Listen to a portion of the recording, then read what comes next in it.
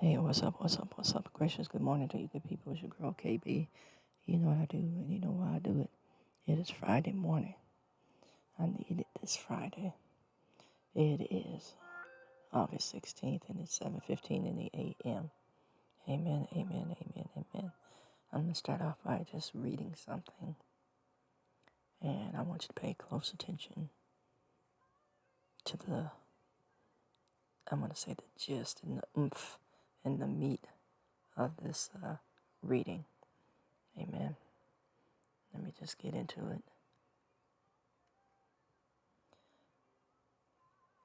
It says, the eighth step involves making amends with others who may have been harmed by, as this is your drug or alcohol use. I want to say, who may have been harmed by your poor choices. Bottom line, that's what it is, your poor choices. The collateral damage of your choices. It says this step is a chance to grow and improve your relationships with your friends and loved ones. And it says it will only help you going forward in your recovery.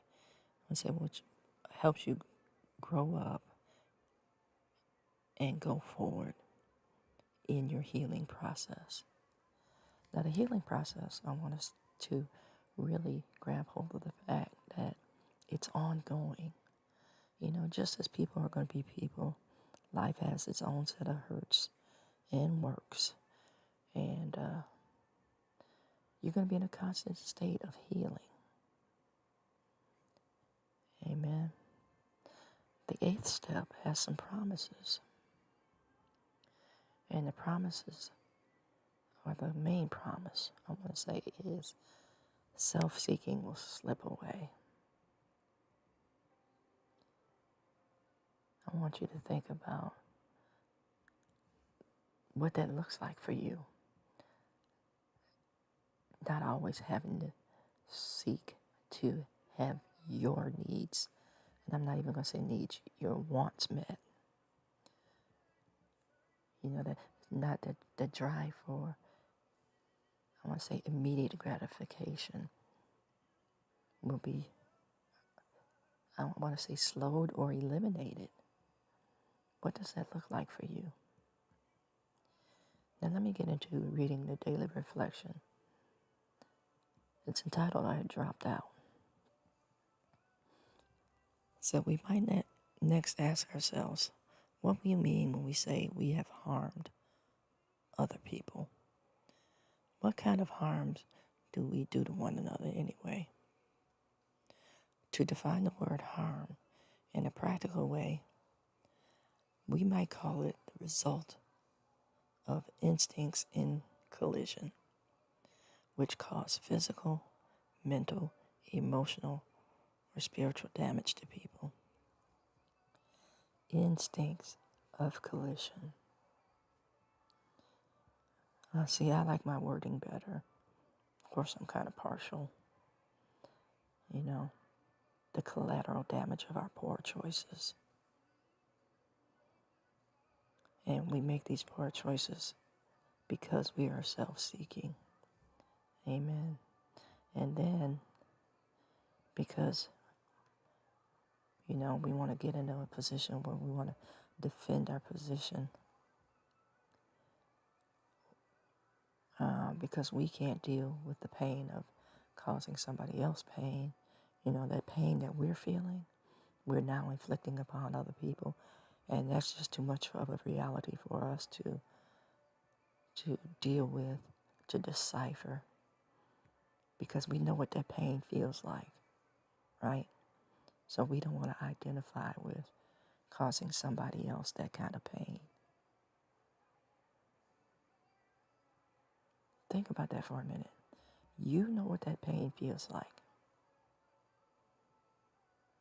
And then you turn around and you give somebody else that kind of pain. And then when they say you hurt them, then you go into this gaslighting mode of telling them it's not that serious, or to suck it up, or that you don't owe them anything. You know, they knew what they were doing when they were messing with you. Never stopping for 1 second to believe that somebody in their brokenness saw value in you while you were broken. And that the grace that they extended to you at that time, you threw it back in their face and then refused to extend grace once you gave that pain.